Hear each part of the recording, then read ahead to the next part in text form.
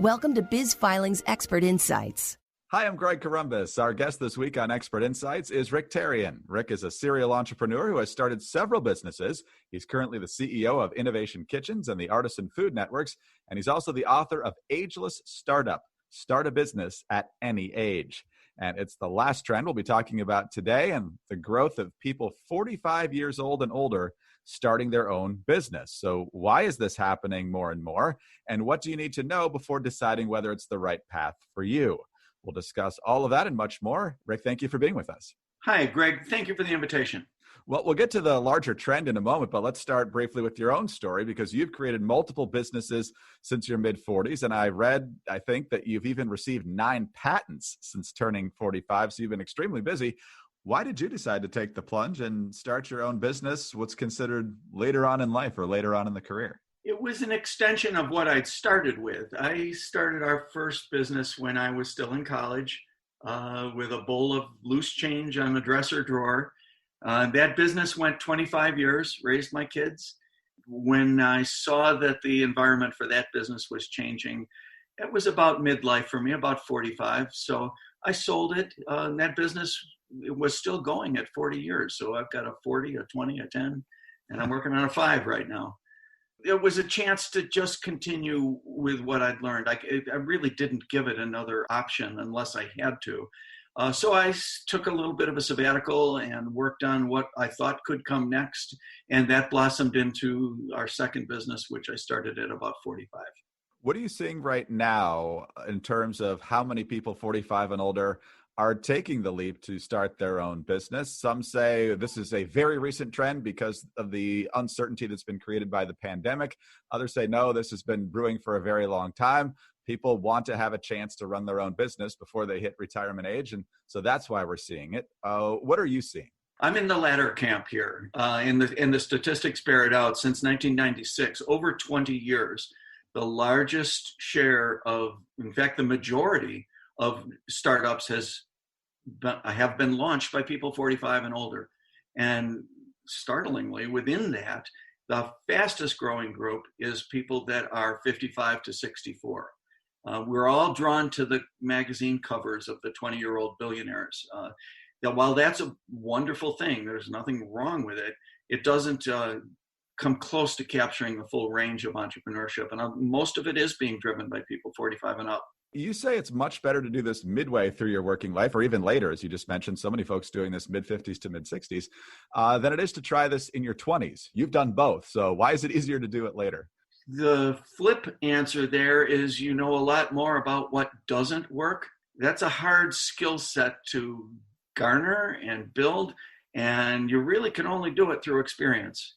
It's not that the 20 and 30-year-olds don't know wonderful things. They do.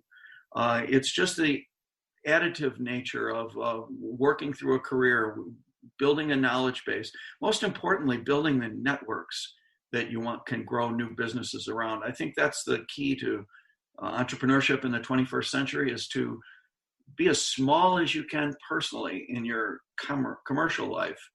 Build yourself an LLC, get it hardwired, but then go out and network with other small entities and put them together on a project kind of basis. I think that's where entrepreneurship is going. And I think that that's where older folks in this position have a significant advantage. Let's talk about what you call the 3 starts. Start small, start smart, and start now. Because when people think about starting businesses late in life, I can easily see people thinking, wait a minute, I'd love to do that. I'd love to be my own boss, but I finally just started earning some real money in the past few years. I've got college bills coming soon and retirement to think about not too far down the road. And going on my own carries a huge risk. And you talk about minimizing risk, but I think the 3 starts are key here as well for anyone who would seem to think that rolling the dice in a massive way has to be the only option here. Right. Well, that's the last thing I want them to do is roll the dice in a massive way. I do want them to start small and I want them to start smart. And typically that means going slow. It's the opposite of what the mindset is blaring from the media about how entrepreneurs should behave. And everything is full tilt and rip off the mirrors and off you go. That's not the kind of entrepreneurship we're talking about here. We're talking about one-person businesses get them wired up carefully and accurately, put them in place, start to build networks around those things. Everything takes longer than you expect, and this is no different. You can certainly throw money at problems, but that doesn't solve much and really may not get you the right answers. So you do start small, you start smart, you want to plan this out, but most importantly, you want to start right now. It will take longer than you expect, but that's not a reason not to start. That's the reason to get going right now. There are 32 million total businesses in the United States right now, at least pre-pandemic. Of those 32 million, 25 million are one-person businesses. So there is no shame in this. It's the driving piece of the economy. And most of those folks in that 25 million one-person businesses do it part-time. So it's not throwing massive resources at anything to get it started. It's more to wire yourself up to start to make contributions to your community and to the industries you worked in and want to support. So in a lot of cases, what you're saying is you can start this new business while still doing your old job, and maybe for quite a while. I think that's an ideal way to do it. And there are multiple ways to describe it. The term of art we use here is phased retirements. And I think we're facing a wave of this kind of opportunity. And what's the Chinese word? Danger and opportunity is the word for crisis. Right now, there's a whole lot of businesses that are going to be reopening, and they're going to be under significant financial stress. A lot of people are going to be looking at their older workers. They're generally the higher salaries, may have additional health risks under this scenario. So the idea is to do a phased transition rather than just pull the rug out from people. You're going to lose a lot of talent doing it that way, and it doesn't really serve anybody involved. If you can let somebody transfer out of a full employment in a phased kind of a way into their own small scale LLC type business, a consulting business, they very well could continue to be an asset to that company for years to come, but it's just in a different format. We're talking with Rick Terrien. The book is Ageless Startup. And Rick, you mentioned consulting just a moment ago, and you also mentioned that there's millions upon millions of one-person businesses out there. Is that one of the areas that's most common? What other types of businesses are you seeing one person create that they can start small, start smart, and start right away and kind of ramp up while they're still working with the job they had previously? Right. Well, so certainly this consulting and being a subject matter expert is probably the lowest hanging fruit in that conversation. But it doesn't mean that you have to be a PhD neuroscience scientist to go out and do this kind of work. You can be an expert or someone with a deep knowledge of fire suppression systems or horticulture or landscaping. There are what is incumbent upon these new businesses to go out and aggregate a group of customers and perhaps a group of business partners to meet these problems. You can go up and down the food chain and find any kind of market that would benefit from the skill sets of an older person, someone with experience. It may not be your only customer. You may have to get 5 or 6 or 10 of those customers and spread them around. But this is 2020, and there is a lot of cheap tools for collaborating and working at distance, and it's almost a perfect setup for this kind of opportunity. You also in your book talk about the bootstrap system. Tell us what you mean by that. I want you to stay within your limits. At this age, there's no reason to bet the farm. You can bet a few $100s to start a business, to get your LLC up and running and get yourself a little bit of a web presence. That's the kind of bootstrapping. I want you to take this out of your wallet. I don't want to go out and bother your family and friends, or worse yet, go out and try to raise outside third-party money for enterprises of this kind. That doesn't mean you won't ever do that, but at the very earliest stages, you've got to prove this to yourself. And bringing in extra money can mask problems quickly. When you're spending your own money, you're really careful. And that's a good thing under these circumstances.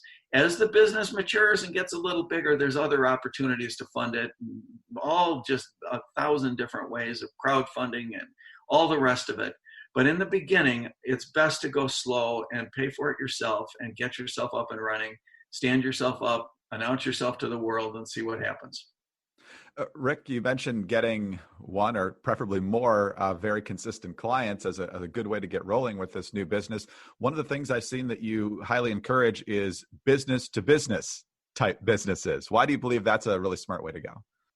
It's one, because it's what I know. So I'm certainly biased along those lines. When you sell things directly to consumers, you're competing with virtually every other business to consumer company in the world. And that starts with Amazon and Walmart and the nice people that run the bookstore in your own hometown. And there's just Etsy. There's just a million ways to get at those consumers. And even if you catch a break and find something that's hot, it's going to get knocked off immediately because of the size of that consumer market. Businesses, on the other hand, are not as fickle. They have agendas that they need to meet. They have goals they need to meet. If they have a very specific problem and you can offer solutions to that problem and move it past it, money is not really the issue. There's margin in these kind of solutions that you can build off of these things. But more importantly, it's the sales calls themselves. You're not one in a trillion hammering at some poor consumer through their computer or all the other ways you can get at them. You can go right to a business, and you can generally pretty quickly find the person who is in charge of mitigating the problem that business has, and get yourself a hearing, make a proposal, and next thing you know, you may have a customer, or you may have a customer down the road who remembers you in a month from now. And what are the biggest mistakes you've seen? Perhaps at one point you made one or two of these. I'm guessing the biggest mistakes you would say is to not start small, not start smart, and not start now. But as you go through this yourself and as you've counseled others doing it, what have you seen where you would say, please don't go down that road? It sounds like a softball answer that I'm going to give you back, Greg. But what I've seen over the years is, especially with older workers, they don't give themselves permission to explore entrepreneurship. It sounds like, well, of course, you can just go get a book out of the library or whatever. But they don't do that. Older folks generally treat entrepreneurship as something a little more sacred, and the decisions and the information comes down from on high, carved in a tablet. It's not like that. The biggest detriment to entrepreneurship, among the biggest detriments, is not knowing any entrepreneurs. And the older folks and our youngest folks are typically the ones with the highest numbers that don't know entrepreneurs. So it's to give yourself permission to explore it. It's nothing that you can't do. People do this all the time. We're putting together a Center for Ageless Entrepreneurs that will introduce people to one another.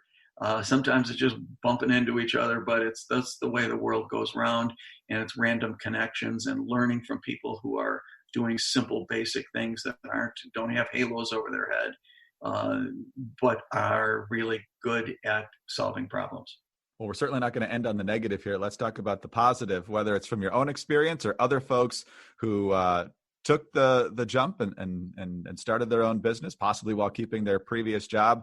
What have you seen in terms of what it means to them to see that they actually pursued this, the dream became a reality, and whether it's moderate success or great success, what it's felt like and meant to them to realize that success? Right. I think it's the addition of additional resilience and independence in your life as you get older. We talked about it earlier. Starting a business, everybody says it's scary. Well, it's scarier not to. When you have one of these in place and you learn to take it out and wake it up and introduce it to the world, you don't have to make millions and millions of dollars. You can make tens of thousands of dollars and make a significant impact on your own life in terms of independence and resilience and just your own attitude. You're a problem solver. You get to go fix things in communities that you love or markets that you grew up in. That's a real gift. It's a profound gift, and it has an effect on your psyche, and it has an effect on your wallet. Lastly, tell us a little bit about Innovation Kitchens. So that was a startup a couple of startups ago. It is still going on. I wandered into the food discussion. I've been a manufacturer my whole life. And a few years ago, about 10 years ago, I wandered into a situation where I was doing some economic development and business development and fell into the idea of food and food manufacturing and just what a broken system that is. And what's happened is that our food system has been industrialized and centralized, and it worked fine until it didn't. And we can see in this pandemic all the different iterations of problems that have arisen from food. And so the idea is around the innovation kitchens and its subsequent partner organizations and things that we've built. I'm in Pittsburgh now. I was recruited here to help launch something called Food 21, and it's based around the innovation kitchens model. And this is an opportunity to build regional food systems where the local infrastructure and the local distribution, the local manufacturing gets a lot stronger and cuts down on a lot of transportation risks that we didn't really know we had until the system broke a little bit here. So it's still a manufacturing issue, Greg, but this time it's in food. Fascinating career and great advice for a lot of folks wondering if this is the right time to do it. Start small, start smart, start now. Advice that I think will encourage a lot of people. Rick, thanks very much for your time today. We appreciate it. Thank you, Greg. I've enjoyed our conversation. Thank you, sir. Likewise. Rick Terrien, entrepreneur who has started several businesses, many of them after the age of 45. As we mentioned, CEO of Innovation Kitchens and the Artisan Food Networks, and he's the author of Ageless Startup, Start a Business at Any Age. I'm Greg Corombos, and for more information on this topic, please visit bizfilings.com. Biz Filings, a Wolters Kluwer company, has been incorporating businesses since 1996.